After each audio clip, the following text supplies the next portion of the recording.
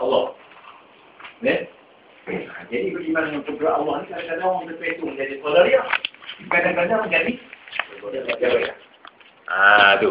Jadi ini nak kena ingat sini.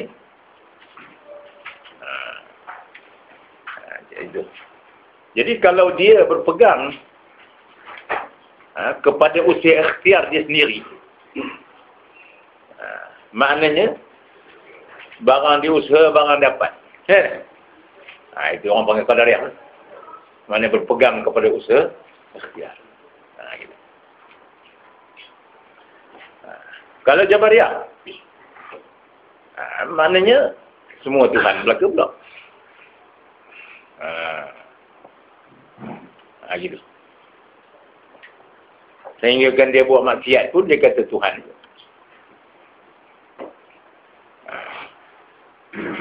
Jadi maknanya kena ambil jalan tengah.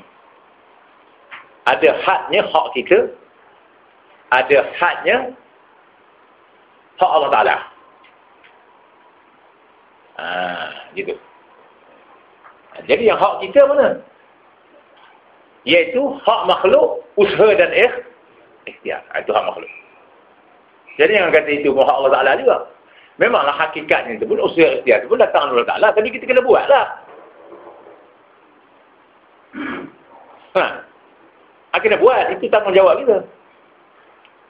Kerana di atas ruang itulah. Di atas ruang kita ada usaha ikhtiar itulah. Dikenakan taklif syarak itu tadi. Gitu. Jadi kalau dinafikan pula sampai tak ada usaha dan ikhtiar semua Tuhan belaka, jadi tak ada guna syarak. Tak ada guna Quran, tak ada guna hadis, tak ada guna surga neraka, undang-undang habis pun tak guna pun. Dia kata Tuhan dulu. Itu. Jadi jangan sampai begitu ya. Jadi kena ambil jalan Ahlus Sunnah wal Jamaah. Kemudian satu hal lagi yang kita nak kena faham bahawa ini adalah akidah yang termasuk di dalam kalimah La ilaha illallah itu. Gitu.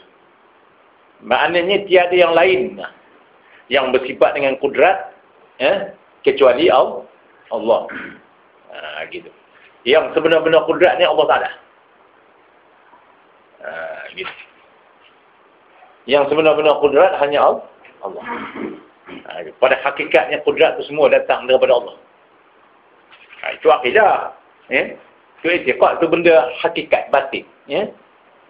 Tinggal lagi jangan pula mentang-mentang berpegang pada hakikat saja, tinggal syariat pula aja tak guna. Itu tak betul pun macam tu. Gitu. Jadi hakikat itu kena ada zahiriah dia. Zahiriah dia kena ada syariat. Kalau tidak tak jadi hakikat tu. Jadi isi aja, tak ada kulit. Jadi taik. Dia jadi taik. Jadi kena faham ya. Kerana jalan kepada Allah Ta'ala itu ada jalan syariat, ada jalan tarekat, ada jalan hakikat, ada jalan ma'rifat. Gitu. Baik, habislah kudrat. Jangan sampai jadi jabariyah, jangan sampai jadi qadariyah. Jadi simpulannya itu kita nak ulang ni. Kita ni kadang-kadang sekali lalu tu tak tu. Kita tengok muka-muka surat 25. Nak ulang sikit. Kita ambil kesimpulan. Walhasil. Walhasilnya, mana kesimpulannya, sekalian makhluk menyahaja dan berikhtiar pada zahir. Nampak?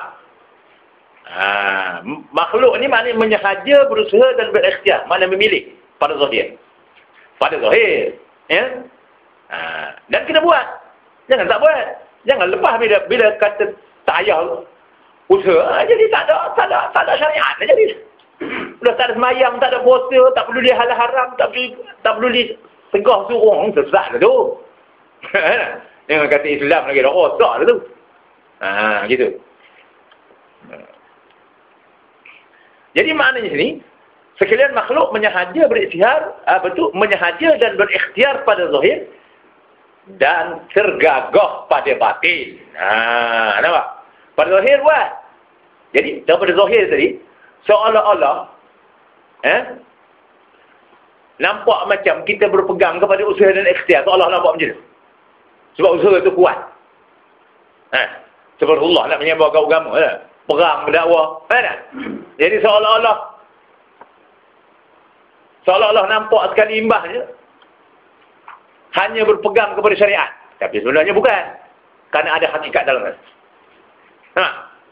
Walaupun usaha dijalan, usaha dibuat, tetapi sebenarnya hakikat tetap serah pada Allah Ta'ala. Tak ada pegang kepada usaha kita. Tapi usaha kita tu kena buat. Jangan tak buat. Ini maksudnya, ini kesimpulan ini. Ini garis ni, bulatkan ni. Supaya kita faham, ini kesimpulan. Dan daripada kesimpulan yang kita baca tu, ini dia punya jawapan. Menyahaja, maknanya sekalian makhluk, menyahaja dan ikhtiar pada zahir, tapi tergagah pada batin. Maknanya apa tergagah? Maknanya, dalam batin dia, dalam hati tu, tak ada pegang pada usaha kita. Tak ada kata, oh, barang aku usaha ni, barang jadi. Yang aku dapat ni kerana usaha. Bukan. Walaupun dia berusaha pada zahir tadi, tapi dalam hati dia tetap iktikad Allah Ta'ala yang beri. Sehingga tidak dipandang usaha. Tapi usaha itu dia buat lah. Mana tergagah pada batin, mana dia merasa digagahi pada batin. Tapi zahir dia pun buat. Itu kena ambil tu. Ini dia punya kesimpulan. Maka ikhtiar dan usaha hamba itulah tempat pergantungan taklif. Iaitu hukum ke atasnya. Dengan disuruh, ditegak. Dan itulah sebab bagi dosa dan pahala. Jangan dinafikan usaha dan ikhtiar. Maknanya, kalau nafi usaha ikhtiar, maknanya dia menafikan segala suruh Allah Ta'ala. Jadi rosak. Jadi habis, tak ada guna. Allah dakwah tak guna habis. Kalau dah semua pegang tu. Mana salah cara ni. Baik, habis. Kudat ya. Itu ambil kesimpulan.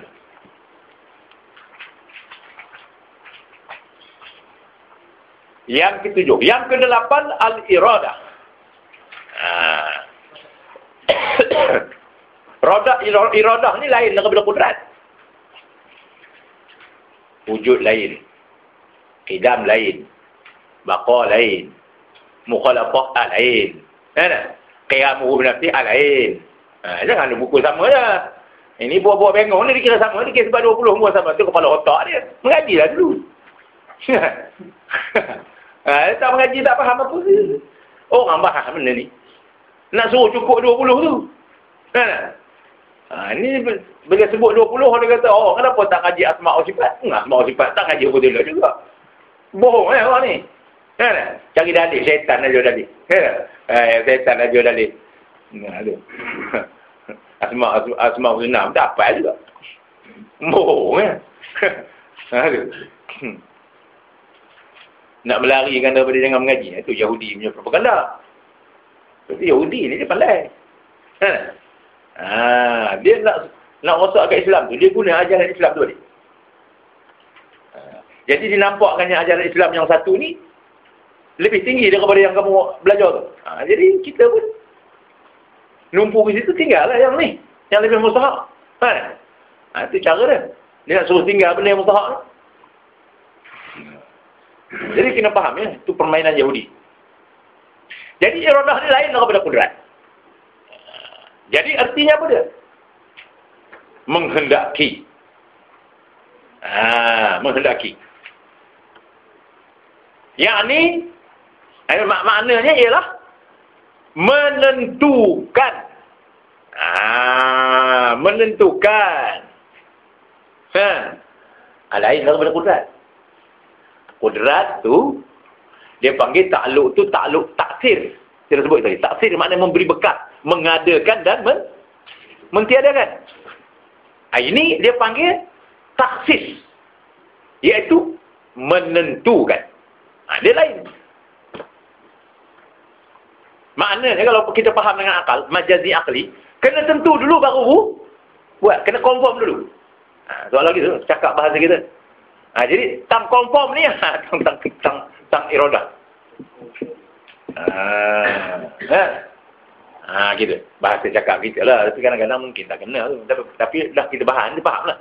Nak bezakan antara iradah dengan kudrat. Kudrat itu maknanya memberi bekas, mengadakan dan mentiadakan. Alam ini ada. Kerana bekas kudrat Tuhan mengadakannya.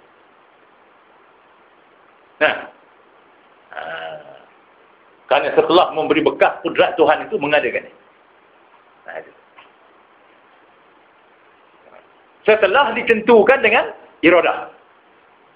Dia tidak bercanggah pula. Tak ada pula kudrat lain, iradah lain. Setelah sepakat dengan iradah, sepakat dengan kudrat. Gitu. Itu beza dia kudrat dengan iradah.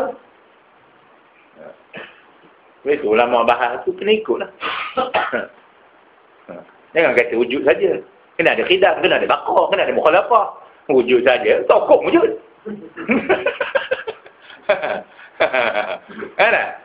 Sedap dia kata. Cukuplah yakin Tuhan wujud. Tokok wujud. Mana yang orang? Tokong wujud. Wujud. Habis Tuhan tokong.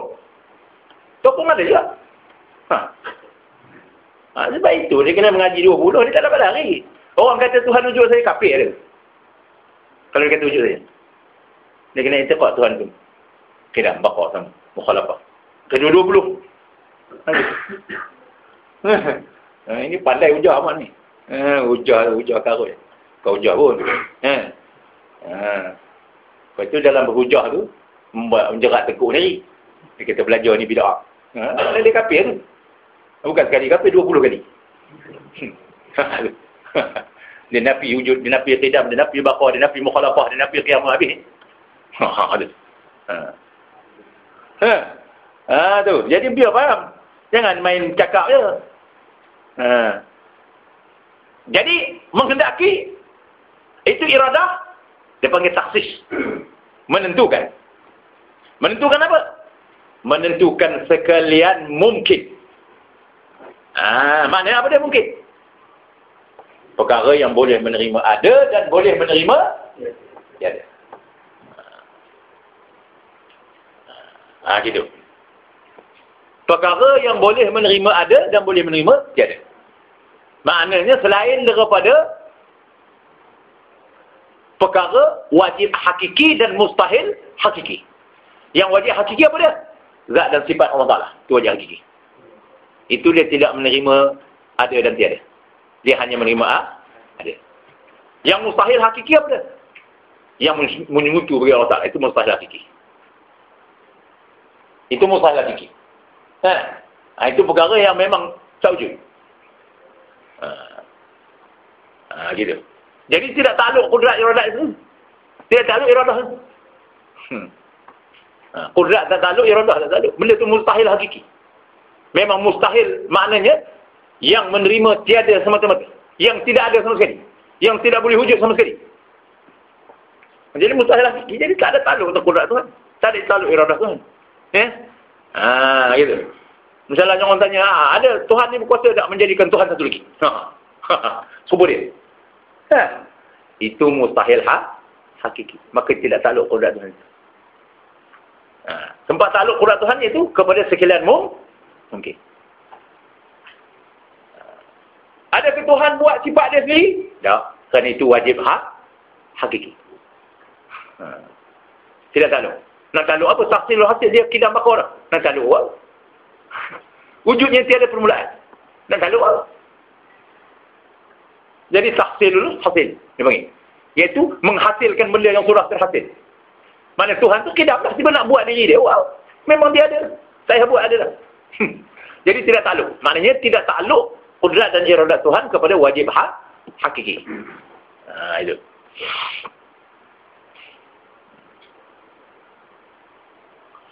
Jadi tempat takluknya iaitu cara takluknya iaitu menentukan iaitu tempatnya apa dia?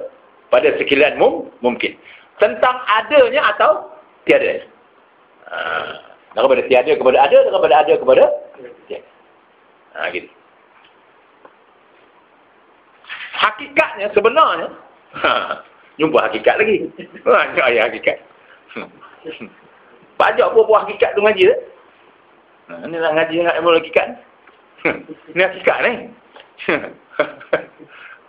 Hakikat yang buat ayam-ayam kan. Ini hakikat ni. Tapi hakikat di sini ialah Maksudnya hakikat sebenarnya makna iradah tu. Dia cerita sebenarnya makna iradah tu apa dia? Mana? Sebenarnya maknanya ialah sifat yang qadim lagi azali. Apa makna qadim? Apa makna azali? Iaitu tiada permulaan. Tidak didahulu oleh tiada. Gitu. Sabit. Ini bukan sabit rumput ni. Sabit tu mana tetap lah. Yang tetap mana? Yang tetap berdiri. Bukan diri dari duduk. Bukan diri yang berduduk. Gitu. Maknanya berdiri sana, maujud sifat itu pada zat. Mana dia? Jadi bahasa kitab ni kena mengaji lah. Dalam kitab pun banyak berdiri. Ada sifat Tuhan berdiri, mana ada kaki. Ini puak-puak hasyawiyah, puak bengong ni, dia banyak bahas. Kata berdiri ni ada kaki ni. Jadi bodoh berdoa lalu kata Kelantan. Itu untuk dia nak faham. Suruh orang terencat akal. Jadi maknanya berdiri itu bukannya berdiri dari duduk. Maknanya maujud sifat itu pada zat. Sabit maujud sifat itu pada zat. Berdiri zat. Berdiri, sabit berdiri pada zat Tuhan. Dan dalam konteks zat dengan sifat ni kena faham. Bukannya zat terasing daripada sifat terasing daripada zat dah. Hakikatnya bila kita sebut sifat itu sendiri ialah zat itu sendiri. Maknanya sifat zat yang bersifat dengan sifat iradah. Zat yang bersifat dengan sifat qudrat. Jadi jangan pula faham sifat lain, zat lain. Dia tak boleh cerai. Sifat dengan zat tak boleh cerai.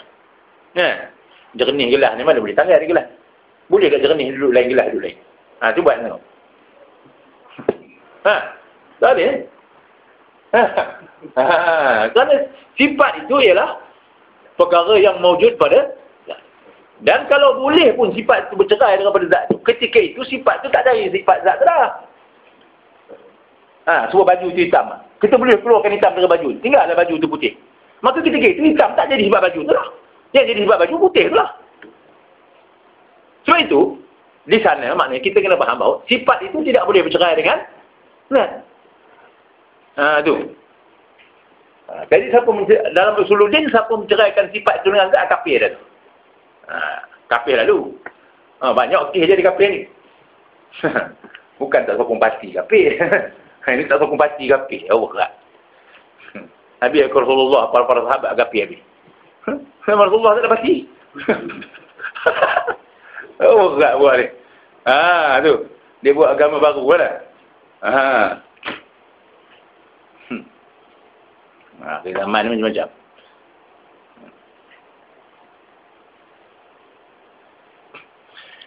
Sabit berdiri pada zat Tuhan. Dengan dia iaitu dengan sifat iradah itu menentukan. Taksis. Menentukan. Ini besok bila kita bahas dalam sifat apa tu sifat takluk tu, kita akan perincikan lagi. Dengan lebih lanjut. Apa makna taksir, apa makna taksis. Taksir iaitu sifat kudrat. Kelakuan takluk kudrat dipanggil taksir. Iaitu memberi bekas, mengadakan dan mentiadakan. Taksis ataupun menentukan ini sifat, ini kelakuan takluk sifat iradah. Jadi lain tu. Sebab itu kudrat lain, iradah lain. Jadi jangan kata kudrat je. Kena kata iradah tu. Gitu.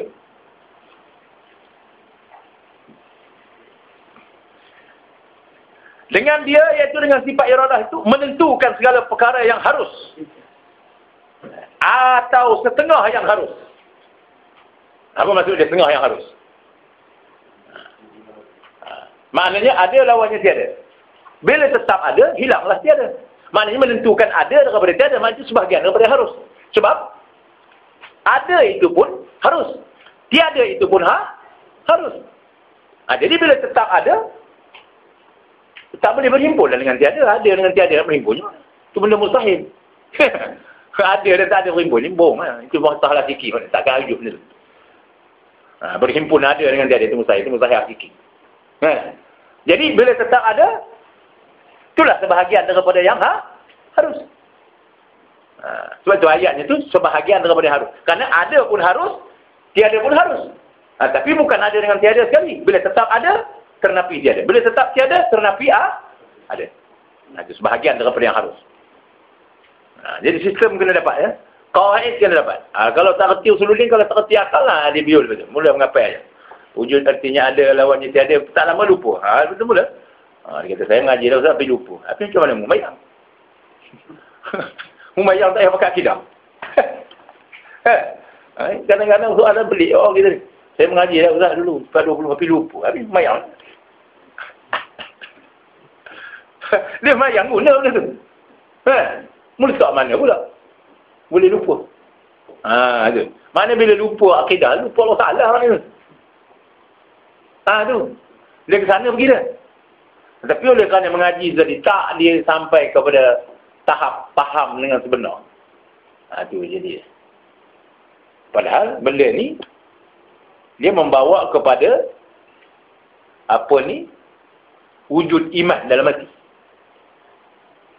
Jadi, macam mana boleh lupa? Dia lupa iman habis. Dia kufur je. Itu benda ni tak boleh lupa.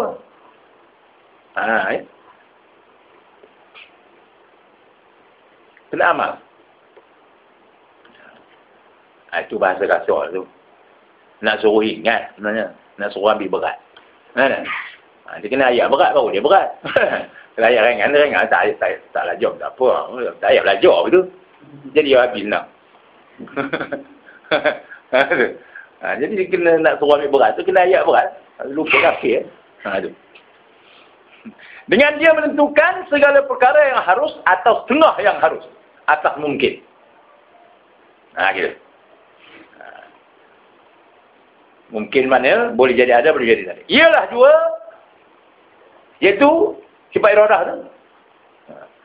Yang memperbuat apa yang dikehendak pada tiap-tiap suatu. Ini cakap ni sandar lah. Ini sandar kepada akal. Dia panggil majazi akli. Bukannya pula iradah tu lain, zat Tuhan lain. Hakikatnya bila sebut iradah tu zat Tuhan lah. Zat Tuhan yang bersifat dengan sifat iradah. Tapi oleh kerana kita bahas ni perkara yang bersandar kepada pemahaman akal, kadang-kadang keluar perkataan tu. Tapi ingatlah. Perkataan-perkataan tu kita dah baca itu hari. Jangan tersilap. Gitu. Jangan sampai i'tiqad kita mengiktikadkan sifat itu bercerai daripada zat Allah Ta'ala. Itu. Ialah dua yang memperbuat. Ialah maknanya sifat iradah tu lah. Maksudnya zat Tuhan yang bersifat dengan iradah. Yang memperbuat apa yang dikehendak pada tiap-tiap suatu. Maka tiada boleh nyata sesuatu. Maknanya tidak boleh berlaku sesuatu itu. Sesuatu perbuatan yang tiada daripada pilihan dan kehendak Allah Ta'ala. Ini bayar ni. Ini susah ni yuk. Nak sampai kepada tahqiq. Nak sampai kepada yakin. Yakin bahawa tidak ada sesuatu yang berlaku di dalam alam ini kecuali sudah ditentukan oleh Allah Subhanahu Wa Ta'ala. Kenapa? Kerana Allah itu boleh sebut Allah itu maknanya ialah yang bersifat dengan iradah.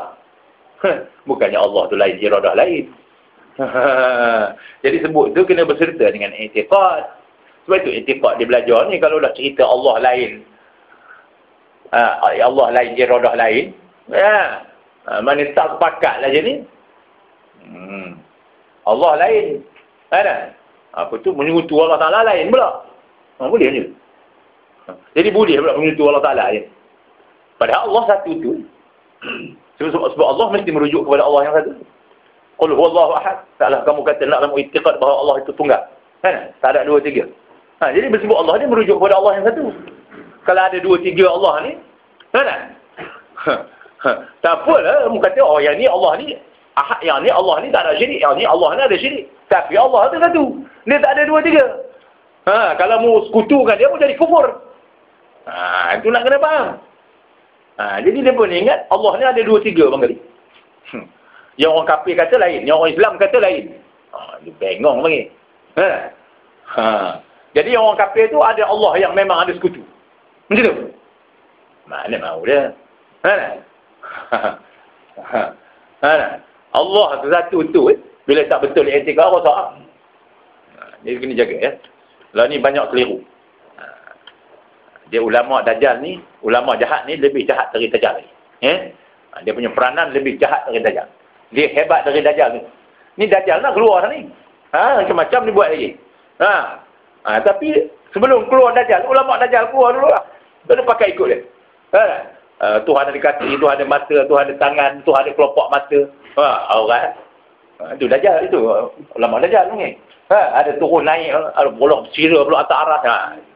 Itu tidak syak lagi. Itu semua ulama ulama yang Rasulullah sebut lebih jahat daripada dajjal. Kenapa saya berani kata gitu? Kita sudah senang. Nabi dah kata innal ulama warasatul anbiya. Sesungguhnya ahli ilmu itu adalah pewaris Nabi. Maknanya yang jadi pewaris Nabi ini hanyalah orang yang berpegang dengan qawaid ilmu para ulama. Bila dia tidak berpegang dengan qawaid ilmu para ulama, dia tidak jadi warasatul anbiya. Ini lagi ke mana? Ini lagi ke mana? Nabi dah kata innal ulama warasatul anbiya. Sesungguhnya ahli ilmu itu adalah pewaris Nabi. Maknanya yang memegang disiplin ilmu. Disiplin ilmu para ulama. Baru jadi warasatul anbiya. Kalau dia pergi cerca disiplin ilmu itu tidak masuk warasatul anbiya lah. Dia pakai ulama. Itu lain. Kan? Reban. Sing lagi pandai lah reban. Lagi pandai belik-belik dia. Panjang berdepa, puluh depa dia suruh ni. Pernah buka? Dulu pun dia tahu ada seorang sing. Buka penuh beres. Dari hujung ni sana. Reban lalu nipisnya. Panjang lagi. Daripada sebannya daripada pakai. Daripada ulama setan pakai panjang sing tu lagi. Itu. Jadi kalau lawan panjang sing tu lagi. Jadi saya jangan bangga dengan terbat. Jadi Rasulullah tidak kata sesungguhnya orang yang berpakai ulama tu pewaris Nabi. Rasulullah tak kata itu. Siapa yang pakai ulama dia jadi pewaris Nabi. Ada Nabi begitu. Nabi kata innal ulama. Orang yang memegang disiplin tu pewaris Nabi.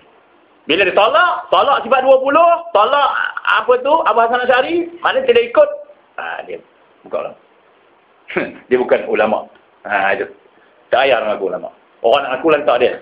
Kita jangan. Sebab dia tidak berpegang dengan disiplin ilmu.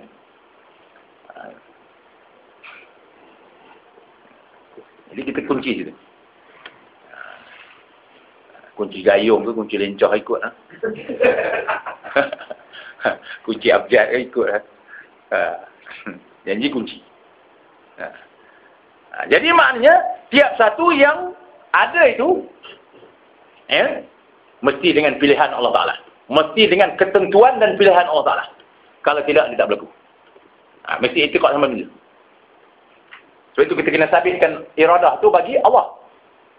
La ilaha illallah. La ilaha illallah.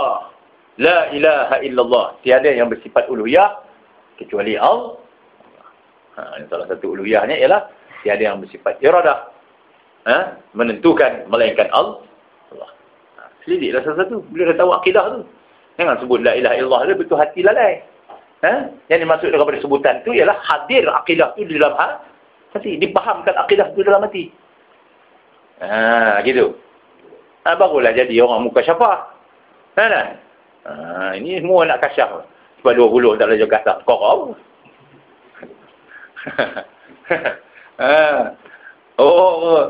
Orang dulu dia mengaji sungguh, dia amal sungguh. Orang lain ni baru amal sikit-sikit. Udahlah. Tinggi benar martabat lah apa semua. Anda mengarut. Martabat neraka jahanam boleh. Martabat ahlun nar. Kidah betul-betul macam mana? Baik. Betul kan ya? Betul kan? Mana kena masukkan salah satu akidah itu ialah iradah. Itu bersifat penentu. Kelakuan ta'aluk dia menentu. Taksis. Maka kepercayaan orang Islam atas sifat al-iradah ini. Baik tengok ya. Iaitu beriktikad dan percaya. Ini maknanya yang dituntut. Yang dikehendaki maknanya. Beriktikad dan percaya yang putus. Ini bukan putus dengan pisau.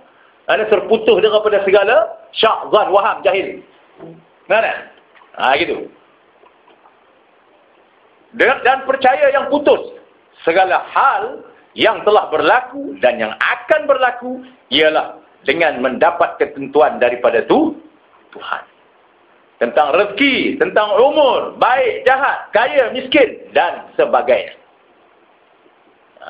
Serta wajib pula kita beriktikad manusia itu ada mempunyai nasib bahagian. Nasib itu mana bahagian? Gitu. Dalam dunia ini, seperti Tuhan kata, wala tansa nasibaka minad dunya. Janganlah kamu lupa bahagian atau nasib kamu di dunia. Gitu. Tetapi nasib itu tidak akan dapat semata-mata kita pulangkan kepada ketentuan takdir. Sebab itu Tuhan kata, wala tansa itu jangan kamu lupa tu. Wala tansa nasibaka, maknanya jangan kamu lupa. Maknanya nak suruh ikhtiar lah. Jangan pula kata, kalau rezeki aku ada, gaji bulan ni ada lah. Tak payah kerja pun ada. Ini kepala otak ni jadi bodoh. Jangan jadi bengong macam itu. Ya? Kalau ada rezeki korang ada lah. Tak payah lah masak nasi, tunggu je lah. Dah nak makan, kena masak lah nasi. Tak boleh lah jadi yang kata, kalau dah rezeki aku nasi ni kan ada lah. Tinggi betul martabat Jabariyah. Dah pun nak makan, kena masak lah nasi. Kena goreng lauk. Itu. Jadi jangan pula kamu lupa bahagian kamu di dunia, Tuhan kata. Gitu. Boleh lah kita kata. Kalau Tuhan nak bagi aku rezeki, bulan ni selalu tu aku kerja. Tapi aku percayalah kalau Tuhan nak bagi gaji bulan ni dapat, tak payah kerja. Boleh? Itu orang panggil sesat.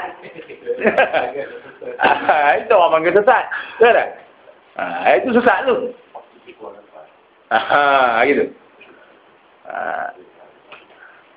Tuhan nak bagi pun maknanya, memanglah kuasa Tuhan membagi. Tetapi kamu hendak benda tu, mu kena usaha lah. Jadi yang memberi itu Tuhan. Jalan untuk dapat tu kena usaha. Ini yang payah ni orang kita ni. Sebab dia jadi keliru. Jadi apa gunanya iktikad Allah Ta'ala ni? Kuasa. Tak sangat dia. Kan? Tak sangat dia serah semua kepada Allah Ta'ala. Orang sesat buat dia. Jangan macam tu ya. Maknanya, dia kita berusaha tu, dia tidak batal kita punya akidah. Tidak batal kita punya tawakal dengan Allah Ta'ala. Kita usaha, tapi kita berpegang tawakal serah pada Allah Ta'ala. Itu cara dia. Itu sebab dia kata tadi, itu sebab yang anda kata tadi, yang kesimpulannya kita baca dalam Qudrat tadi tu. Kita disuruh berusaha daripada segi zahir. Tetapi tergagah di dalam batin. Maknanya dalam batin tetap berpegang pada Allah Ta'ala, walaupun kita usaha. Gitu. Jadi ini orang kita ni banyak keliru ni pasal ni. Sebab pengetahuannya tak putus. Pengetahuannya tak jelas. Bila tak jelas mula dia keliru. Kejap dia bercakap jadi Qadariyah. Kejap dia bercakap jadi Jabariyah. Ada satu hal dia. Bila tak tahu membezakan antara Qadariyah dan Jabariyah, itulah sesat.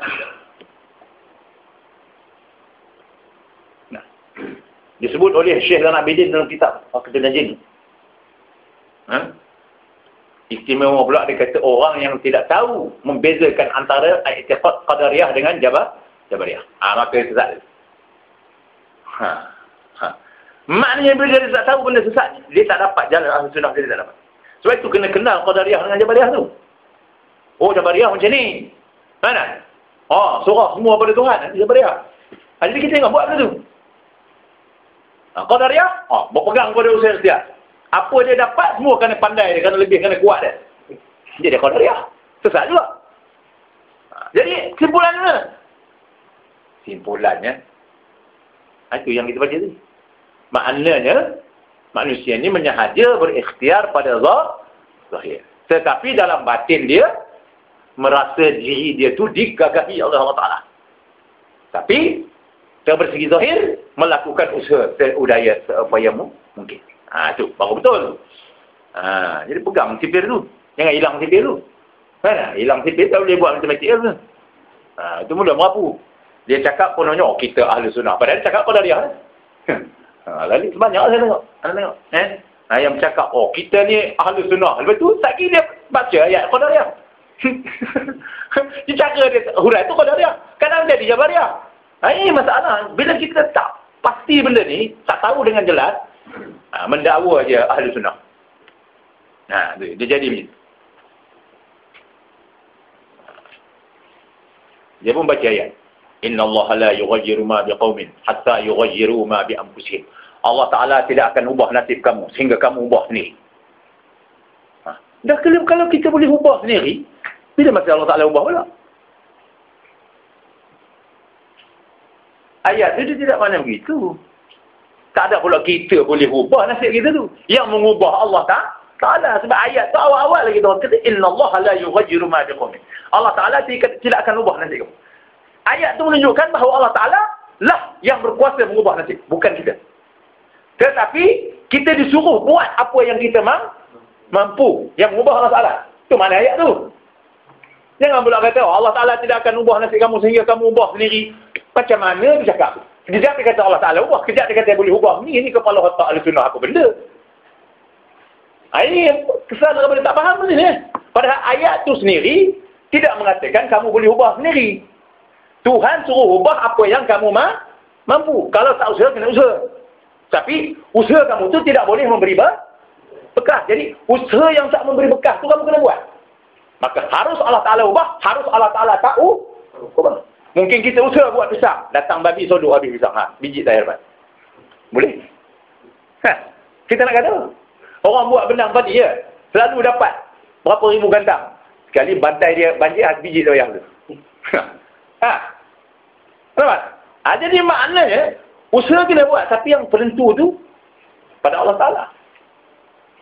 Jadi kita tak boleh ubah nasib kita. Tak boleh. Kemungkinan Allah Ta'ala ubah tu mungkin. Itu dipanggil mungkin. Boleh jadi dia buat, boleh jadi dia tak buat. So, nampak tak? Biar kita kena pasti, hak kita tentang mana, hak Allah Ta'ala tentang mana. Tu. Biar kena pasti, biar cam tu. Kalau nak cam tu, dia kena balik pada kaedah yang nak bulat.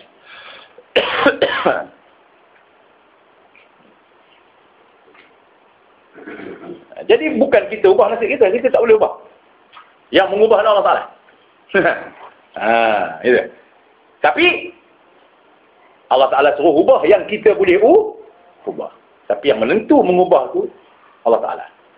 Jadi maknanya kalau kita kata hendakkan hasil, umpamanya buat padi, kamu kena buatlah bendang. Orang menabur, kamu kena menabur. Mana? Orang meracun, kamu kena meracun. Mana? Itu orang jaga daripada kena serangga, jaga. Itulah yang Tuhan kata hatta yughayyiru ma bi anfusihim. Sehingga kamu ubah barang yang kamu sanggup ubah. Mana dengan daya usaha kamu. Tapi yang Allah Ta'ala nak ubah itu pula harus. Bukannya kita usaha tu pasti dapat. Kalau usaha pasti dapat, jadi Qadariyah pula. Ini permainan halus. Jangan ingat-ingat senang. Apalagi kalau jadi Wahabi, tak payah terus begitu. Dia paling senang jadi Wahabi. Nu bida'ah. Habis. Apa tak reti lepas tu. Jadi faham ya tu? Baik. Jangan kamu lupa wala tansa nasibaka minad dunya. Jangan kamu lupa nasib kamu, iaitu bahagian kamu di dalam dunia. Jadi bahagian kita apa dia? Usaha dan ikhtiar. Buat. Itu. Bahagian kita usaha dan ikhtiar. Kena buat. Jangan kamu lupa maknanya. Itu. Termasuk dia. Bahagian kamu ialah usaha dan ikhtiar. Jadi jangan lupa. Tetapi nasib itu tidak akan dapat semata-mata kita pulangkan kepada ketentuan takdir daripada Tuhan juga. Maknanya kepada Tuhan saja tak boleh. Gitu. Jika kita tidak berusaha dan berikhtiar dengan sebaik-baik usaha dan ikhtiar. Ada usaha tu pun kena sebaik-baiklah. Sebab itu orang nak buat sesuatu. Jalan nak berjaya tu, dia buat usaha tu. Nak bisnes elok, kena pengurusan elok, kena pentadbiran elok. Tidak bankrupt lah. Pinjam duit bank tu tak boleh bayar tu. Habis hancur. Betul lagi malam. Umpama je lah. Kena buat elok-elok. Maknanya begitu. Maka hendaklah dipaham baik-baik. Tengok. Hendaklah dipaham baik-baik dalam masalah ini. Sebab apa? Orang kita ni banyak sesat ni tahun ini ni. Yang jadi orang Melayu ni, tak maju ni pasal ni. Sebab tidak memahami pengajian, pemahaman dalam akidah Ahli Sunnah wal Jamaah. Setengahnya jadi Qadariyah, setengahnya jadi Jabariyah. Yang paling bahaya jadi Jabariyah. Dia cukup mudah jadi Jabariyah ni. Yalah, tak ada rezeki. Dia kepala otak ni. Buatlah. Gitu. Macam contoh, kenapa tak pergi haji? Belum sampai seru. Mudah. Kenapa sekolah tu cerai? Tak ada jodoh. Dia cari. Dia menyalah Allah Ta'ala. Itu menyalah Allah Ta'ala. Padahalnya, dia tak selidik dia punya perbuatan. Kenapa anak kamu nak habis rosak semua? Dah nasib. Dia tak peduli anak dia berkawan dengan siapa, balik pukul apa lantak kamu lah. Udahlah berlaku sesuatu, dah nasib aku. Betul tak? Maknanya dia menyalahkan Tuhan. Padahalnya usaha ikhtiar dia tak buat. Jadi sebenarnya yang Tuhan arahkan syarak itu, taklif syarak tu di atas ruang usaha ikhtiar tu. Sebab itu kita tak boleh nafi. Bila kita nafikan benda tu, maka jadi tak ada guna syarak tu. Jadi tak ada guna lah wajib semayang, wajib belajar, wajib apa tu menyeru kepada kebaikan, mencegah kemudaran. Jadi tak ada guna. Sebab itu ini dia panggil ibu ilmu. Usuluddin. Fiqh tu cabang tu daripada sini. Tak reti sini ada ikut dulu tu. Cerita fiqh tak ada guna. Tu. Sebab itu ini dia panggil ilmu, ibu ilmu. Punca ilmu di sini. Iaitu pada usuluddin. Bila kita nampak ruang usaha ikhtiar, di situlah letaknya hukum fiqh tu. Syariat tu. Sebab itu ada suruh, ada cegah, tegak, mana? Ada dosa pahala, ada syurga neraka. Kerana ada usaha dan ikhtiar. Tapi bila dia kata usaha ikhtiar tak ada semua, Tuhan belaka, manusia ni dah macam kapal di tiup angin. Habis tak ada guna. Rasulullah suruh semayang, tak ada guna, suruh belajar, tak ada guna, suruh puasa. Dah semua Tuhan belaka, yo. Hancur. Sesat yang sesat kita dah bahas ni. Jadi kena faham ya.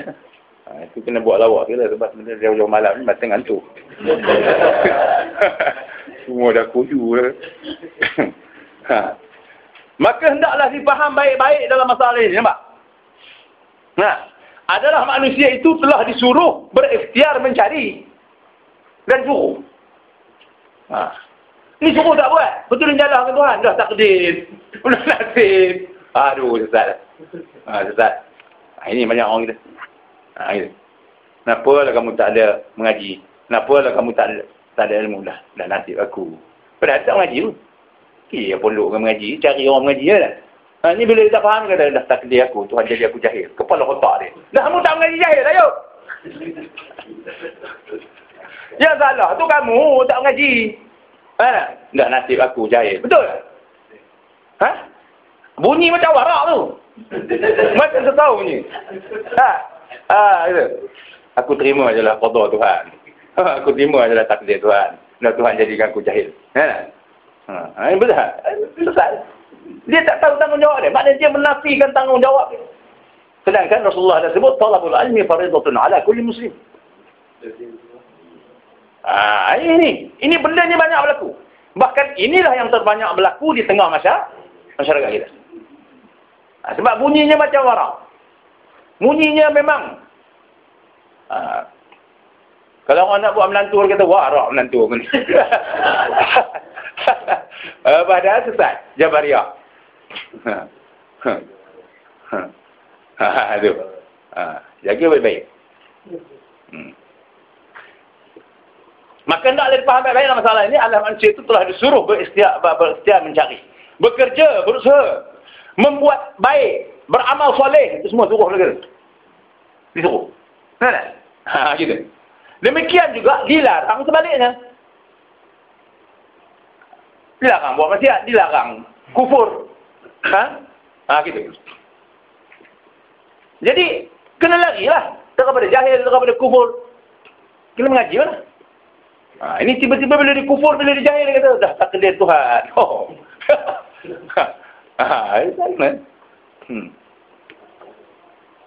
Ini banyak berlaku ni. Bagi contohnya itu, budak-budak yang merempit atas jalan raya. Betul ke? Dari segi syariat, betul ke? Ada Allah Ta'ala suruh pergi merempit bawa 250 menderap atas tu dah. Betul dengan syarak tu? Betul tak dengan syarak tu? Betul. Maknanya meletakkan diri itu dalam kebinasaan. Itu dilarang Allah Ta'ala. Dah tahu dah bawa ada 300 ni. Dah membesit atas tu. Terjongkit kaki ke atas. Kalau jatuh pada adat kata tak hidup dah berkecai. Lepas tu bila jatuh dia kata dah nasib. Betul? Itu orang panggil sesat. Kalau kita kata betul mari kita sesat tu. Sebab benda tu dilarang oleh Tuhan.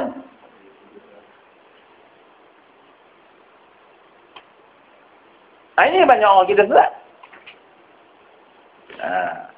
Kalau dah perbuatan ni kita tengok tak betul. Kata padan muka je.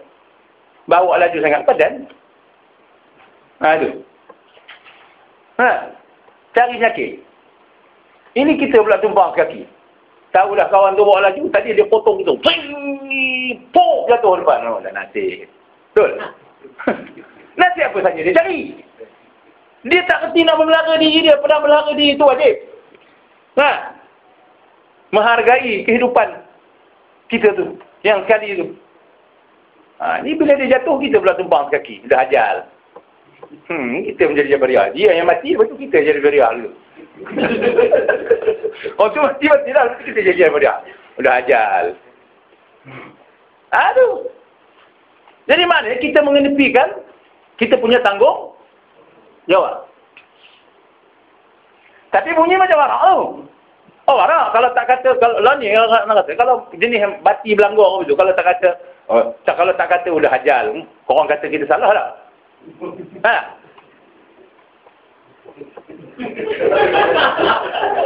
Betul tak? Ni kamu ni salah ni, dah ajal. Sebab apa tu?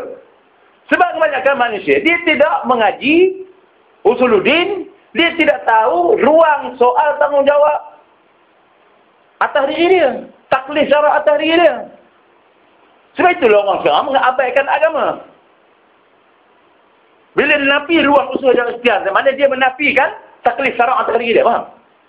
Itulah natijah dia. Tapi sekali imbah bunyi macam warak. Bunyi macam betul. Dah ajal. Dah nasib. Tak ada jodoh. Padahal dia tidak berusaha dan ikhtiar. Padahal berusaha dan ikhtiar itu disuruh diperintah. Sebab Tuhan kata, wala tansa nasibaka minad dunia. Jangan kamu lupa bahagianmu di dunia. Jangan kamu kata, kalau Allah Ta'ala nak ubur syurga, dia ubur juga. Kalau Allah Ta'ala nak ubur neraka, dia ubur. Aku ibadat. Dia kena macam tu. Tak betul. Kita disuruh berusaha, berdoa, berbuat amal, menyembah Tuhan, belajar, mengaji. Disuruh tu. Kenapa tak buat? Kenapa kamu nak letak pada Allah Ta'ala? Jadi, anda ulah benda ni panjang, supaya kita faham ya. Sebab yang jadi masalah ni, dan benda secara spontan, automatik. Dia auto. Sebab gear kereta lah auto. Lepas gear 1, dia masuk gear 2. Dia auto. Ni jenis jabariah ni buat automatik lah ni.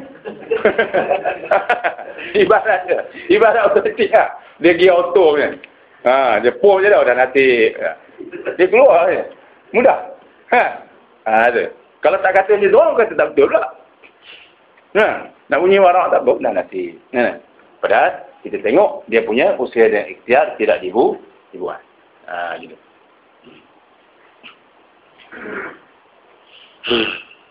Dan juga dilarang sebaliknya. Maka wajiblah manusia taat dan menyempurnakan segala titah perintah ini.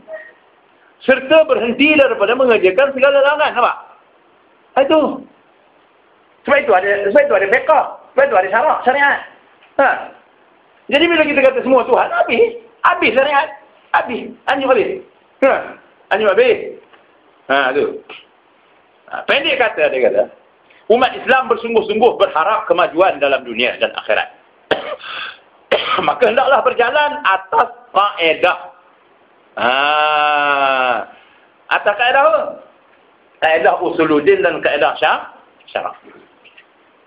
Ada. Jalan atas kaedah. Gitu. Usuluddin ada kaedah usuluddin. Bukan main hentam je, bid'ah ni bid'ah. Itu usuluddin. Kepala otak apa? Usuluddin Yahudi. Itu. Usuluddin orang faham ni beriman dengan qudrat macam mana, beriman dengan iradah macam mana, beriman dengan ilmu macam mana. Tafsil, maknanya tafsil dia ada satu. Wujudnya qidamnya, baqa'nya, mukhalafahnya, qiyamuhu min nafsihi. Kan? Dia baru dia kata usuluddin. Ini nun bid'ah, nun syirik. Apa benda? Apa benda faham? Tak nak faham. Nun syirik, nun bid'ah. Apa benda? Aduh, itu pun orang nak ikut ya. Tapi manusia ni akhir zaman ni banyak gila memang.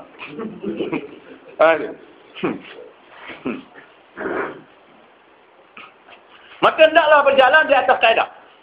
Kaedah usuluddin, kaedah syarak, gitu. Menjunjung titah perintah Tuhan dan menjauhi segala tegahannya.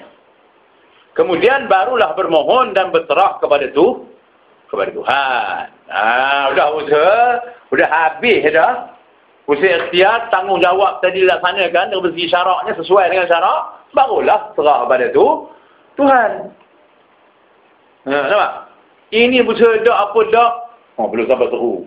Sedak apa dak? Tak ada jodoh. Sedak apa dak? Dah nasib. Ini tak kena. Itu.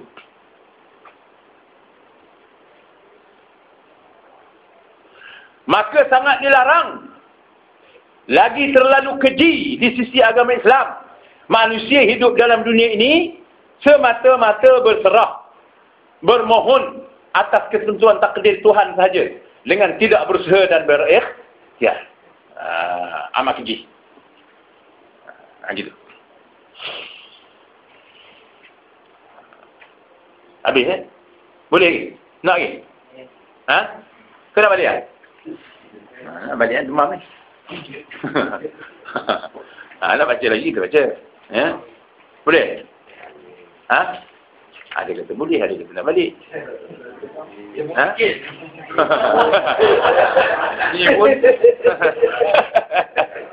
Syekh ni sekali-kali datang ni mungkin lah. Dia keluar buah-buah pelik lagi. Dah kalau nak baca kita baca. Lawak tu lawak juga. Nak hilang stres kan. Dengar anda mengajar ni kan tak stres juga. Tapi mudah-mudahan kita boleh faham ya. Cukup, nak lagi?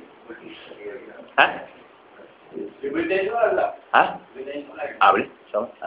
Masalah tadi lah, masalah tentang Jabariah dengan Jabariah. Masalah tentang ketentuan Tuhan. Okey. Jadi banyak yang kita faham. Lalu yang umum adalah ketentuan Tuhan ni pada seorang manusia, nasib manusia itu dah ditentukan Tuhan di awal. Okay. Jadi bila ditentukan oleh Allah Ta'ala yang berawal, jadi itulah masalah yang akan berlaku antara Jabariah dan Qadariah tu. Pasal bila sampai satu peristiwa berlaku, kita nak kata haruslah kita usaha sebab itulah ketentuan Tuhan. Contohnya kita berniaga dia, jual air rugi, jual ni rugi, jual ni rugi. Jadi setengah orang kata itu dah ketentuan Tuhan, kau memang tak boleh berniaga. Itu mungkin pahaman Jabariah. Datang si pahaman Qadariah pula kata, kau belum usul. Tapi dia kata, ketentuan Tuhan, kau tak boleh berniaga. Jadi macam mana kita nak takik, nak pegang yang mana satu yang kita kata. Agak soalan. Itu masalah dia. Tak, kita tahu tak ketentuan Tuhan? Kita tahu tak? Kita tahu. Kita tahu, tak lah kita tahu. Dia senang. Yang itu contoh katalah kita lantik seorang pimpin. Okey. Jadi ramai yang kata, inilah lantik. Katalah kita ambil, kata pimpin ni kata ni Aziz lah. Orang kata itu dah ketentuan Tuhan. Dia pun berawal pula. Jadi dia ada dua pahaman itu kan. Jadi kita yang tak lawan, adakah kita jadi Jabariah? Ataupun kita lawan juga, adakah kita jadi Qadariah? Jadi dia mana kita nak pegang? Okey. Dia ketentuan Tuhan itu, selagi belum tanjiz di hadis, maka belum itu. Dia tetap dalam qabdah Tuhan. Depan sana kita akan bahas. Tapi siapa anda bawa keluar. Sebab itu dalam bab ta'aluk ni, dia ada ta'aluk suluhil qadim, ada ta'aluk tanjiz di hadis, dan ada ta'aluk qabdah dia begini. Jadi, selagi benda itu belum tanjiz, belum tunai dijadikan, maka kita tidak boleh kata itu ketentuan Tuhan. Dan hakikatnya ketentuan Tuhan itu memang kita tidak tahu. Jadi jangan kita kata, aku dah tahu dah. Aku masuk neraka. Boleh? Lah boleh begitu. Habis tak ada guna Rasulullah dakwah. Sebab kita tidak tahu ketentuan itu. Sebab itu nak kata tadi, hakikatnya memang kita tidak tahu dan kita jangan buat seolah kita tak. Kita. Di sinilah orang-orang kita sebenarnya benda tu memang kita tidak tahu, tapi dia buat macam dia tak. Kita tahu. Apa berlaku Ustaz? Ini amat halus. Memang cukup halus. Ya. Kan? Orang yang buat Ustaz, biarlah aku tak kisah halus.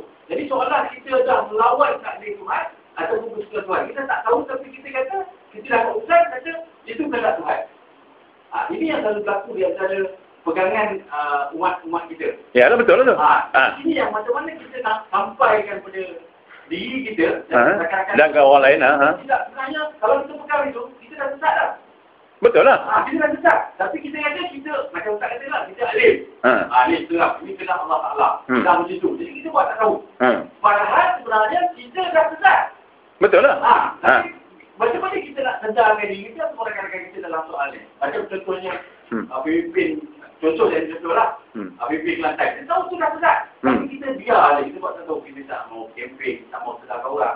Padahal kita dah boleh dikatakan golongan alih-alih itu lah.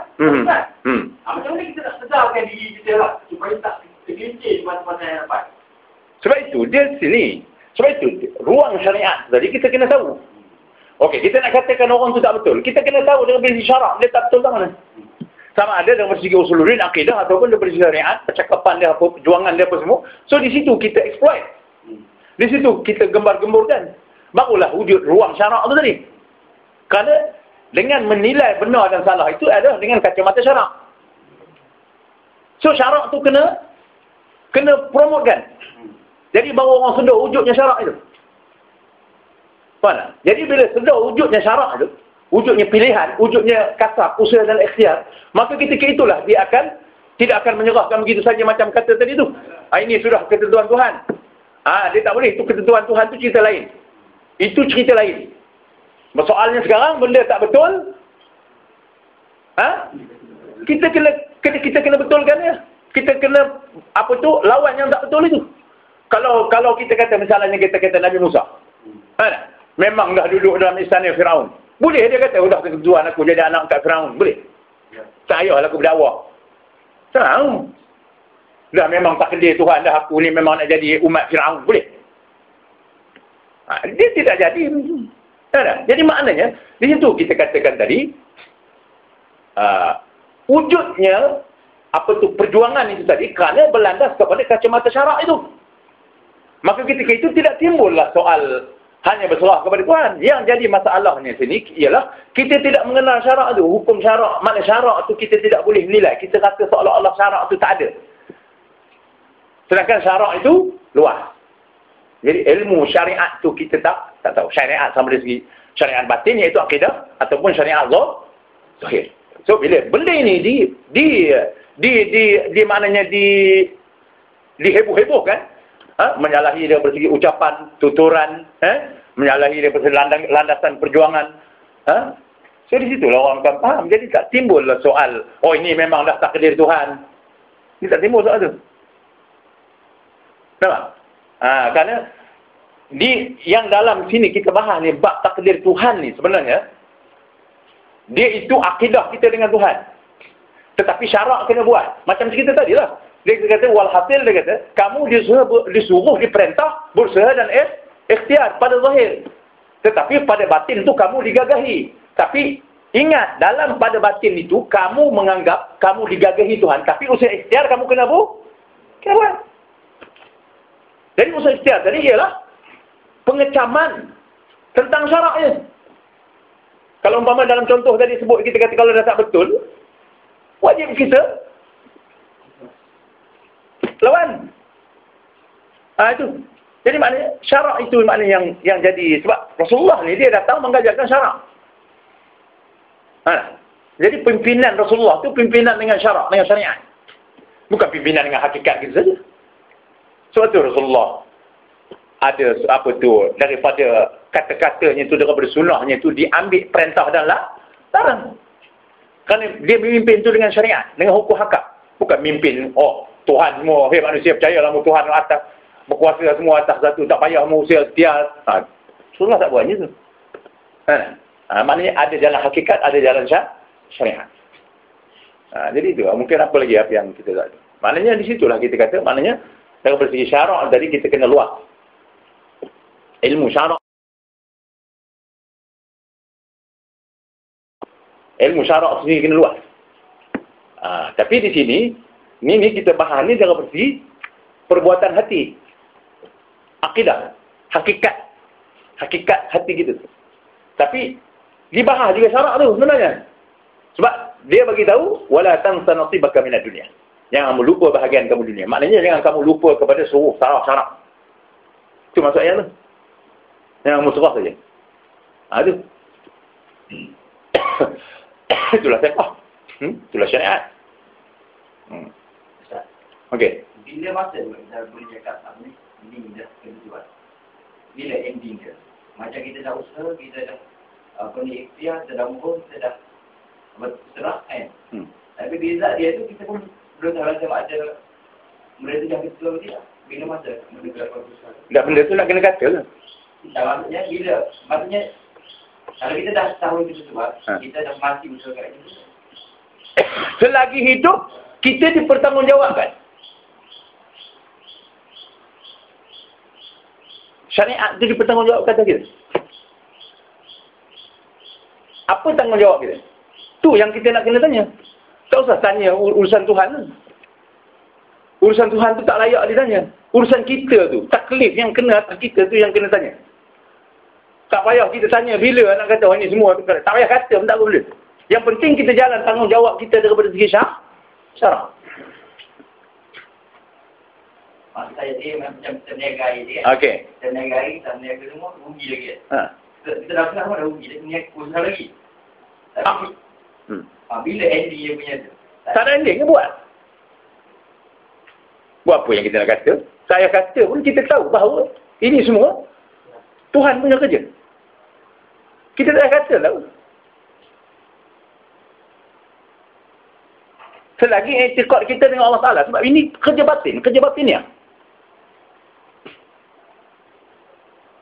Itu syariat batin. Akidah itu syariat batin.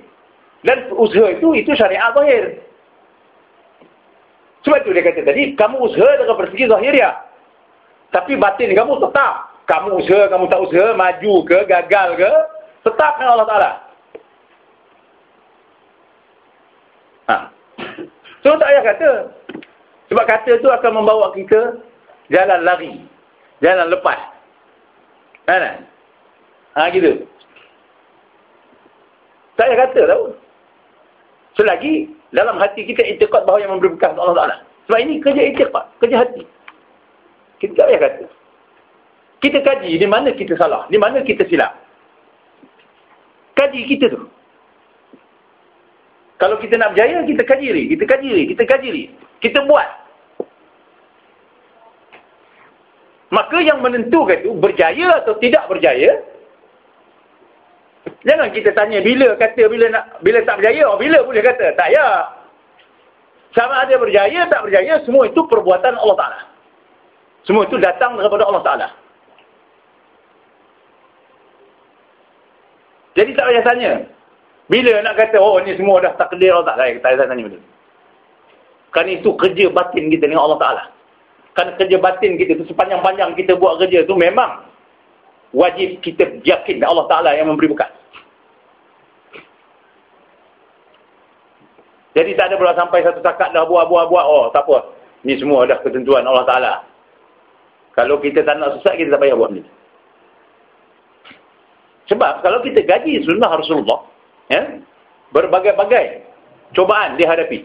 Tapi dia tidak kata, ini semua ketentuan Tuhan. Semua diserah kepada Tuhan. Dia usaha lagi, buat. Kerana sepanjang-panjang usaha tak daripada buat tu, dia faham dah semua tu adalah takdir tu. Sama ada berjaya atau gagal.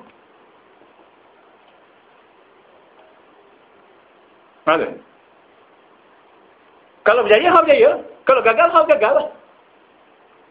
Gagal tu daripada segi kita. Tapi daripada segi Tuhan, semua baik pula. Gitu. Jadi apa alasan yang kita nak cari? Tanpa ada satu timing. Ini itu bukan dia punya sky, bukan dia punya limit. Gitu.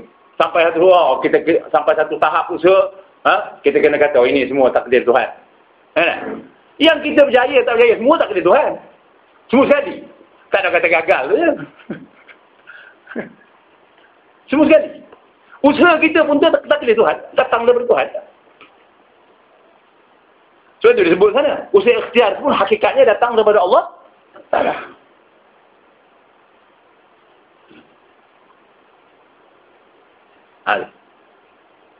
Usaha kita itu sendiri pun datang daripada Allah Ta'ala. Iktikadkan dia, wajib kita iktikadkan bahawa semua itu datang daripada Allah Ta'ala. Inisiatif kita, akal, fikiran, idea kita datang daripada Allah Ta'ala. Bahkan semua sekali kita kena serah pada Allah Ta'ala. Itu masuk tergagah daripada dalam batin. Tapi zahir kena buat. Kalau kita tak lah. Kalau dah kita tak nak, menjaga tadi, aku dah boring dengan. Kita lain lah. Kita jangan kata, oh dah Allah Ta'ala tak bagi. Jangan. Mana kita tahu ni? Jangan kita kata Allah Ta'ala tak bagi.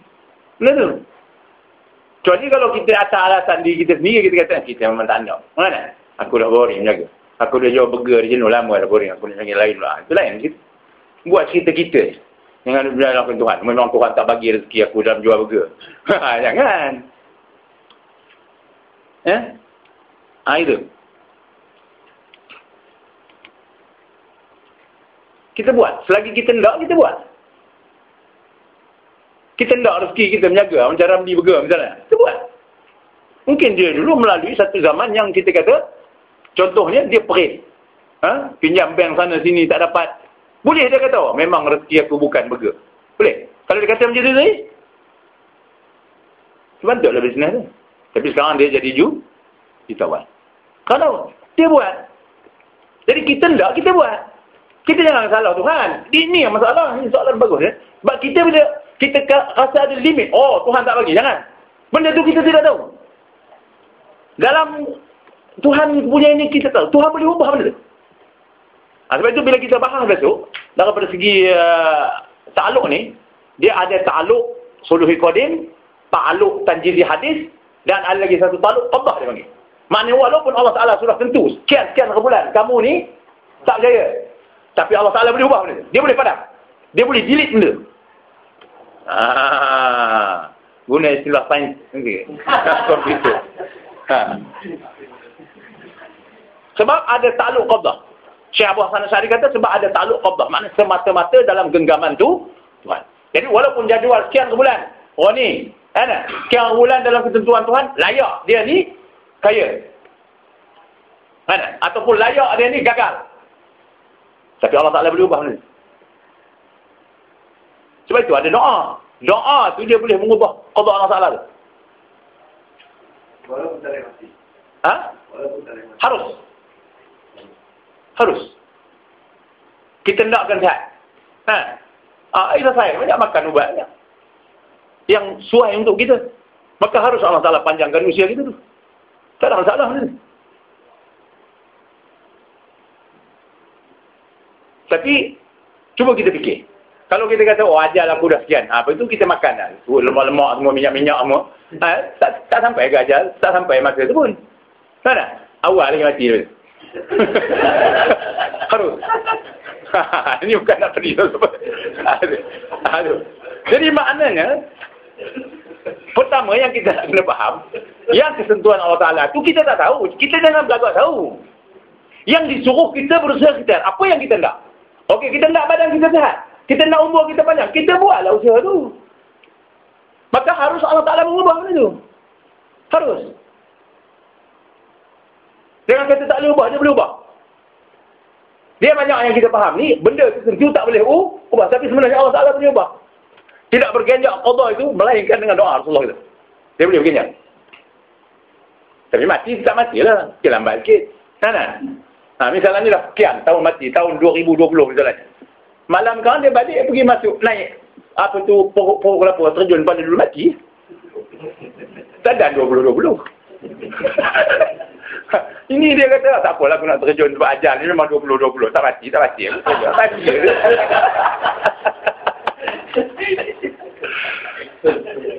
Mana dia belagak tahu. Pertama dia belagak tahu, dia kata ajal 20-20. Kalau aku tak mati, dia pun keras berpah kelapa dia buat samen. Tak ada jadi samen mati. Tu. Jadi maknanya benda di sini dia bergantung kepada usaha dan ikhtiar kita. Jadi harus Allah Taala buat, harus Allah tak buat. Mungkin juga dia terjun tak mati sungguh. Mungkin juga. Kerana usaha ikhtiar itu tidak boleh memberi bekas. Tapi bila dia lumat ni, dia faham. Dia masalahnya otak kita ni bukan apa, dia ada mindset. Kadang-kadang bila kita dah hurai tu, dia buka lah mindset tu. Kita ni sebenarnya beranggapan, ajal aku dah sekian, umur aku. Tak boleh ubah. Ada. Pertama kita kena tahu, kita tak tahu ajal kita tu. Kita jangan belagak tahu. Ada. Dan di dalam ketentuan Allah Ta'ala nak laksanakan itu, dia bergantung kepada kita punya tingkah laku kita.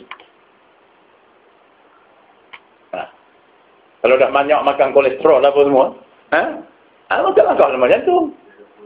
Banyak minum manis, langkah kencing manis. Tak ada pula kata, kalau Tuhan tak bagi aku kencing manis, minumlah gula sekilo sehari. Tak ada. Kau minum sekilo sehari, kena seminggu, macam mana? Itu pada adat dia. Jadi tak boleh kata, kalau Tuhan tak bagi kencing manis, aku minum gula, banyak, tak apa. Tak ada. Jadi pada dia bergantung kepada usaha dan doa kita. Dan Allah Ta'ala, tadi presiden Allah Ta'ala, harus dia buat, harus dia tak buat. Dan Allah Ta'ala tidak boleh tanya pekerjaan dia. Yang nak ditanya itu kerja kita. Tugas dan tanggungjawab saya, itu kita tanya. Jangan tanya kerja Allah Ta'ala. Kenapa Allah Ta'ala jadi kemudian jangan tanya kerja tu. Itu kerja Allah Ta'ala. Tanya diri kita. Kita jalan, kita tidak tanggungjawab kita. Kita jalan, kita tidak taklif syarak yang dipertanggungjawab fardu kata kita. Dia buat je lah. Itu saja. Misalnya kita kata dalam bab surga neraka, kalau aku nak masuk neraka, masuk je. Mayang masuk neraka je. Boleh kita kata je. Kalau macam itu habis, apa kata mayang lagi? Kalau masuk syurga, Tuhan masuk je. Tak mayang masuk syurga. Boleh je. Bukan lah. Lagu tu susah saja ni. Dia tidak macam itu sebenarnya. Kita hendak sesuatu, kita kena usaha. Tapi usaha tidak boleh memberi bekas. Yang memberi bekas ialah Allah Ta'ala. So sepanjang kita usaha itu, pergantungan kita pada Allah Ta'ala, tetapi zahir kita laksana, kita punya tanggungjawab. Kalau kita hendak sesuatu, kita kena usaha. Jadi jangan pula kata, Allah Ta'ala tak bagi. Jangan. Kerana kita tak tahu dia. Jadi jangan letak satu limit. Aku dah usaha sampai satu masa, inilah. Seolah-olah wahyu Tuhan. Allah Ta'ala bagi tahu aku tak jangan. Dia bukan macam tu, ya. Dia memang akan jadi mindset macam tu. Lepas tu tengok lah, kenapa orang muntah muka? Allah Ta'ala tak bagi. Dah jadi fitnah pula begitu. Itu. Kalau kata boring, aku boring menjaga. Aku boring, tak nak aku menjaga lain pula. Boleh lah kita itu semua ujian kata Allah. Ya, dan kalau kita kendak, mungkin datang kesusahan itu, bolehlah kita anggap itu ujian. Tapi kalau dah kita tak ada, mana Allah Ta'ala ujian aku tak ada.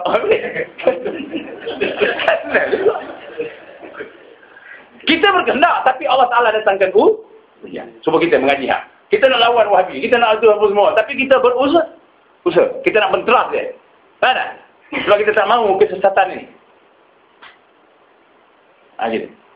Jadi tak sama dengan kita memang nak jadi Wahabi. Dia tak sama itu.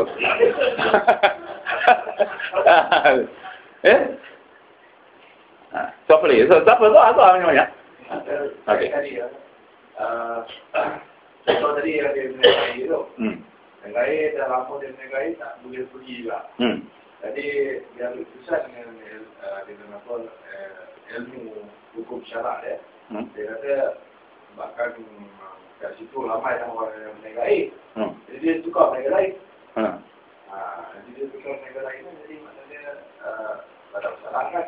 Jadi dia tukar. Allah Ta'ala bagi rezeki ke lain pula. Kalau kita mencuri, Allah Ta'ala bagi mencuri. Dia tak nak salah Allah Ta'ala ni. Dia sebenarnya, sebab itu dia tak bagus tu sebenarnya. Dan itu soalan bagus. Sebab masalah ni, kita merompak, dia bagi rezeki orang merompak. Kita menipu, dia bagi rezeki tu menipu. Allah Ta'ala bagi ke? Dan di sini masalah, tak salah benda tu. Jangan soal dia, kenapa Allah Ta'ala jadikan aku ni merompak dapat. Dah kita buat. Aku ni kalau bisnes, tak dapat. Tapi kalau merompak dapat. Memang Allah Ta'ala nak bagi rezeki aku untuk merompak. Jangan. Jangan macam tu. Ya? Merompak je salah. Jangan pula kita kata, oh aku dah jenuh bisnes, aku merompak dapat. Jadi memang Allah Ta'ala nak bagi rezeki aku untuk merompak. Jangan. Jangan. Ya? Memang Allah Ta'ala bagi, tapi benda tu menyalahi cara. Aku dah jenuh dah kerja. Mana? Aku beli nombor sekali kena. Memang rezeki aku nombor. Memang Allah Ta'ala bagi, tapi benda itu haram. Jadi ini yang kita katakan tadi. Jangan meletakkan takdir itu boleh meluputkan syarak lah. Takdir itu dia tidak boleh meluputkan syarak. Syarak itu salah atau tak salah. Benda haram atau tak haram. Dah kamu usaha, Tuhan bagi. Dan Tuhan tidak salah. Yang salah kamu kerana kamu usaha.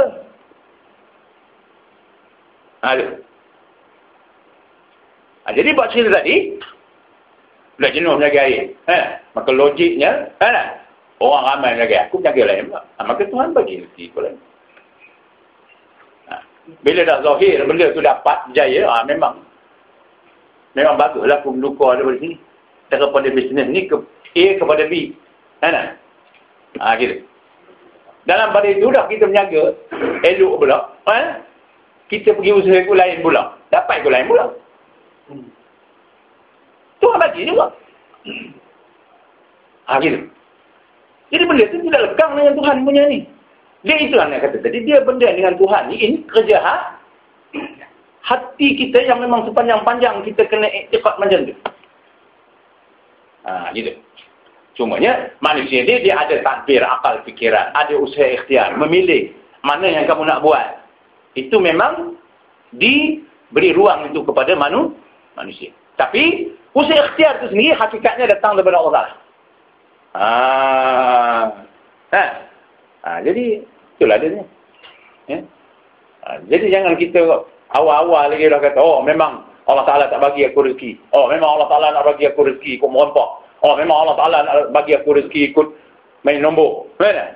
Aku usaha tak dapat bisnes jadi main nombor jadi. Pak beli sedih dapat. Dapat first prize. Jadi maknanya kita jangan macam tu ya. Sebab maknanya itu menyalahi syarak.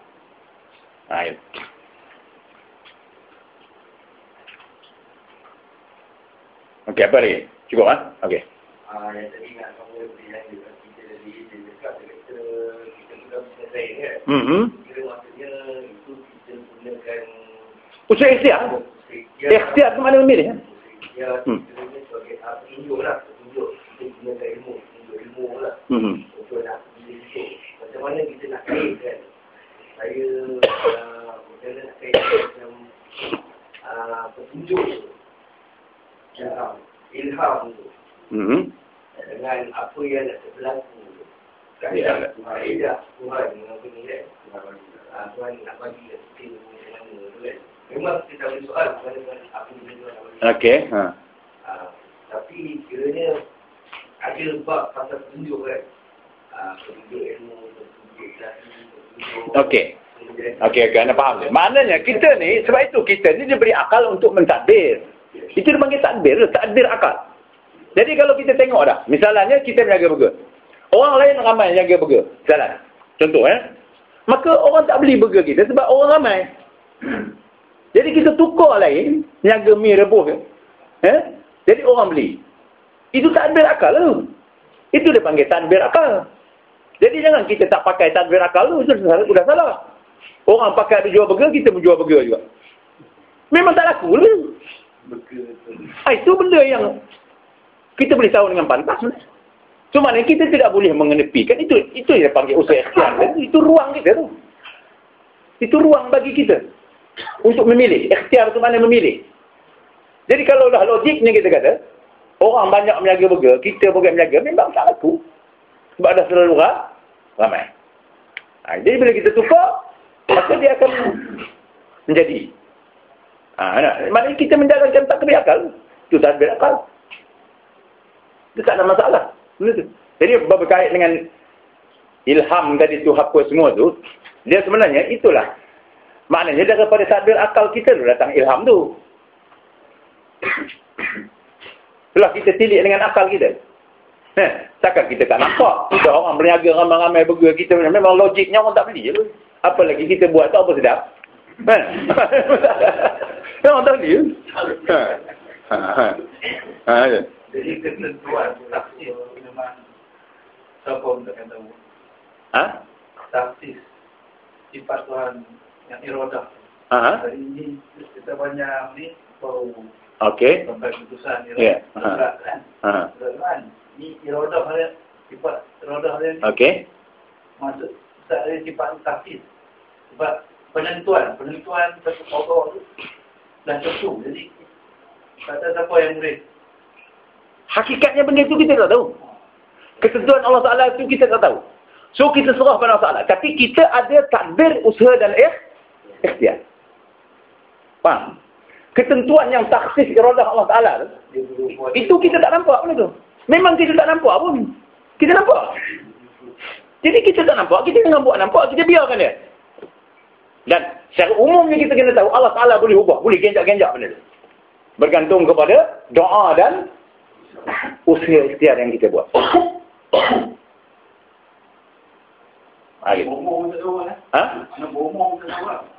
Itu tak tahu lah bomoh ni dia bomoh apa.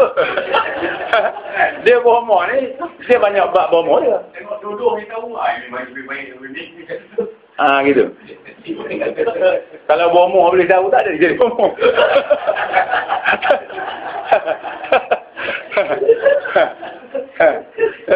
Bomoh boleh tahu taksih Tuhan, tak jadi bomoh. Bomoh je. Dia. Bomoh dia tak ada membabit-bab itu kan. Dia bab lain. Mungkinlah ada yang betulnya tika-tika apa dah. Gitu.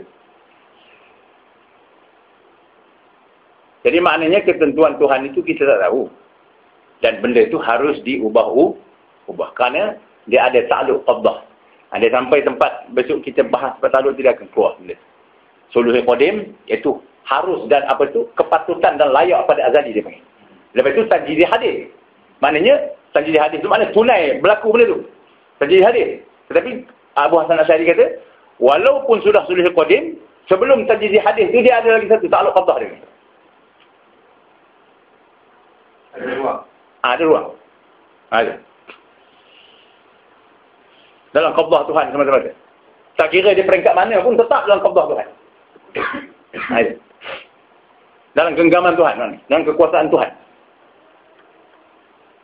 Jadi situ kita nampaklah ruang luas. Jadi tak ada jam. Tak ada jam kita kata, dah tentu dah. Sudah tentu dah aku ni jahil lah. Tak payah ngaji. Betul? Jadi kalau dah macam tu pegangan kita, memang tak ngaji. Betul? Itu banyak tak ngaji tu. Sebab dia etikaknya tu. Sedangkan benda tu tidak benda tu boleh berubah. Dan ketentuan Tuhan tu kita tak tahu. Dan tanggungjawab kita kena buat. Boleh kita kata, dah ketentuan Tuhan kita memang Tuhan tak jadikan aku mengaji. Boleh je, tak boleh. Tak boleh. Jadi hakikat ni kerja Tuhan tu kita tak tahu. Kerja kita kena buat. Ada. Apa lagi? Cukup A'udzubillahi minasyaitonir rajim. Bismillahirrahmanirrahim. Alhamdulillahi rabbil alamin. Wassalatu wassalamu ala sayyidina Muhammad asyrafil anbiya'i wal mursalin wa ala alihi wa sahbihi ajma'in. Allahumma inna na'udzu bika min 'ilmin la yanfa' wa qalbin la yakhsha' wa 'amalin la yarfa' wa du'a'in la yusma'. Allahumma arina al-haqqa haqqan warzuqna ittiba'ah wa arina al-batila batilan warzuqna ijtinabah. اللهم أحسن عاقبتنا بالأمور كلها وأجرنا من خزي الدنيا وعذاب الآخرة ربنا لا تؤاخذنا إن نسينا أو أخطأنا ربنا ولا تحمل علينا إصرا كما حملته على الذين من قبلنا ربنا ولا تحملنا ما لا طاقة لنا به واعف عنا واغفر لنا وارحمنا أنت مولانا فانصرنا على القوم الكافرين ربنا لا تزغ قلوبنا بعد إذ هديتنا وهب لنا من لدنك رحمة إنك أنت الوهاب اللهم ربنا آتنا في الدنيا حسنة وفي الآخرة حسنة وقنا عذاب النار وصلى الله على سيدنا محمد وعلى آله وصحبه أجمعين والحمد لله رب العالمين.